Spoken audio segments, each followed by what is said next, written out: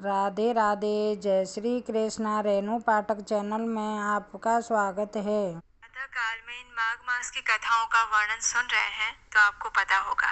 इस समय यमलोक से वापस आई हुई कन्याएं भयंकर यमलोक का वर्णन कर रही हैं। निसंदेह ये वर्णन अत्यंत भयानक और डरावना है, लेकिन शुभ समाचार ये है कि जो परम भगवान श्री कृष्ण की शरण में रहते हैं, उनकी अनन्य शुद्ध भाव से भक्ति करते हैं, अपनी साधना, जप और तपस्या करते हैं और धर्म युक्त मार्ग पर चलते हैं, किसी जीवों की हिंसा नहीं करते, असत्य वचन नहीं बोलते और कोई पाप कर्म नहीं करते, ऐसे लोगों के लिए यमराज अत्यंत प्रसन्न चित्त वाले और एक वैष्णव के समान जान पड़ते हैं। उनके लिए ना तो कोई नर्क है और ना ही नर्क की यातना और ना ही यमराज का विभत्स स्वरूप। इसी आश्वासन के साथ चलिए आज की हमारी माघ मास की कथा को आगे बढ़ाते हैं और सुनते हैं आज की माघ मास कथा। आज की कथा आरंभ करते हैं।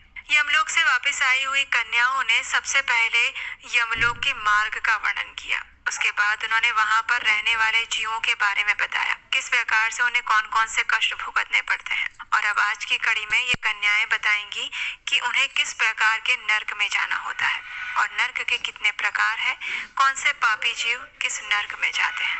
आगे बताई गई सभी नर्क की कोटियों में से, यानी कि 28 कोटियों के नर्क में से प्रत्येक के 5-5 नायक बताए जाते हैं। अब उनके नाम सुनिए। सबसे पहला रौरव है, जहाँ देहधारी जीव रोते हैं।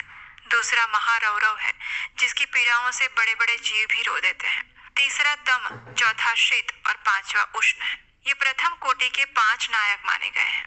इनके सिवा सुघोर, सुतम, तीक्ष्ण, पद्म, संजीवन, शठ, महामाय, अतिलोम, सुभीम, कटमकट, तीव्र वेग, कराल, विकराल, प्रकंपन, महापद्म, सुचक्र, कालसूत्र, प्रदर्दन, सुचिमुख, सुनेमी, खादक, सुप्रदीपक, कुंभीपाक, सुपाक, अति दारुण कूप, अंगार राशि, भवन, असृक पूयहृत, विरामय, तुंड शकुनी, महासंवर्तक, क्रतु, तप्त जतु, पंकलेप, पुतिमांस, द्रव, द्रपो, उच्छ्वास, निरुच्छ्वास, सुदीर्घ, कूटशालमलि, दुरिष्ट, सुमहानद, प्रभाव, सुप्रभावन, रुक्ष, मेष, वृष, शल्य, सिंहानन, व्याघ्रानन, मृगानन, शुकरानन, श्वानन, महिषानन, वृकानन, मेषवरानन, ग्राह, कुंभीर, नक्र, सर्प, कुर्म, वायस, गृध, उलुक, जलूका, शार्दुल, कपि, कर्कट, गंड,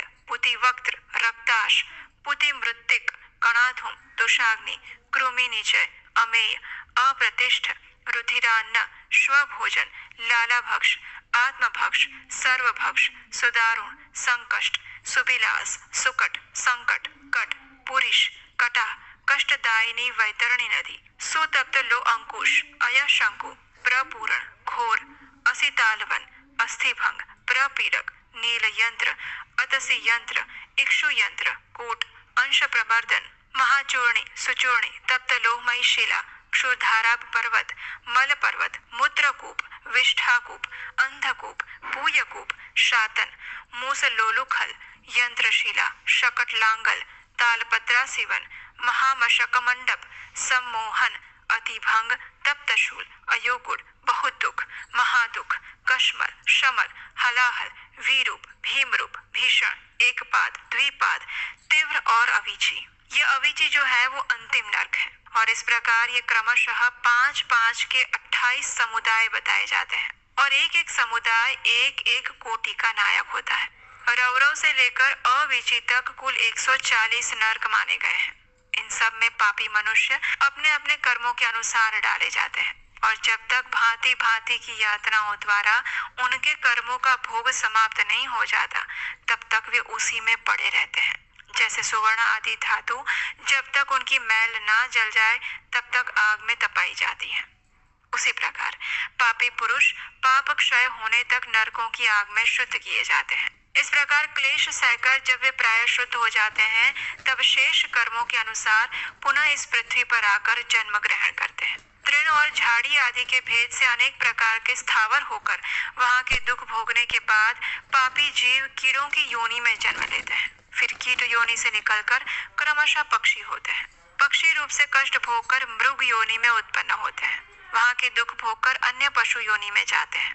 फिर क्रमशः गौ योनि में आकर मरने के बाद वे मनुष्य बन सकते हैं। हमने यमलोक में इतना ही देखा है। वहाँ पापियों को बड़ी भयानक यातनाएं दी जाती है। वहाँ ऐसे ऐसे नर्क हैं जो ना कभी देखे गए थे और ना कभी सुने गए हैं। वो सब हम लोग तो नहीं जान सकती और ना देख सकती हैं। इन कन्याओं की बातों को सुनकर माताओं ने कहा, बस बस इतना ही बहुत है, अब रहने दो। इन नर्क यातनाओं को सुनकर हमारे सारे अंग शिथिल हो गए हैं। हृदय में भय छाने लगा है। बारंबार उनकी याद आ जाने से हमारा मन तो सुध बुध खो बैठता है। आंतरिक भय के उद्वेग से हम लोगों के शरीर में रोमांच हो रहा है। ये सुनकर कन्याओं ने कहा, माताओं, इस परम पवित्र भारतवर्ष में जो हमें जन्म मिला है, ये अत्यंत दुर्लभ है। इसमें भी हजार हजार जन्म लेने के बाद पुण्य राशि के संचय से कदाचित कभी जीव मनुष्य योनि में जन्म पाता है।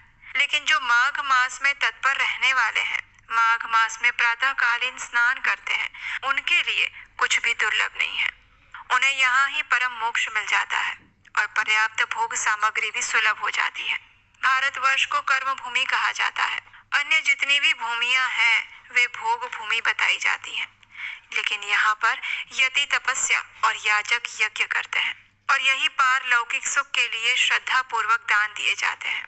कितने ही धन्य पुरुष यही माघ स्नान करते हैं और तपस्या करके अपने कर्मों के अनुसार ब्रह्मा, इंद्र, देवता और मरुदगणों का पद प्राप्त करते हैं।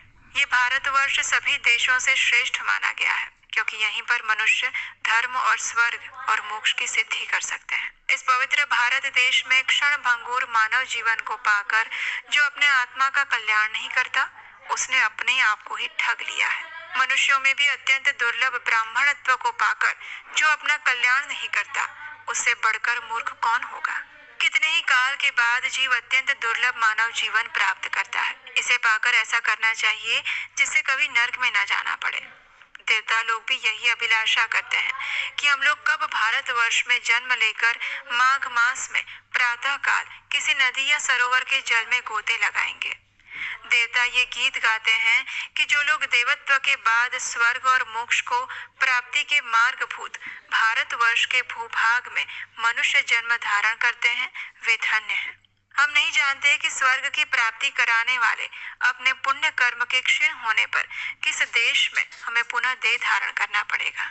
जो भारतवर्ष में जन्म लेकर सभी इंद्रियों से युक्त हैं, किसी भी इंद्रियों से हीन नहीं है, वे मनुष्य धन्य हैं। इसलिए हे माताओं, आप सब भय मत करिए, आदर पूर्वक धर्म का अनुष्ठान करते रहिए। अगर आपको ये कथा अच्छी लगी हो तो लाइक करें, शेयर करें, कमेंट में राधे राधे जरूर लिखिए।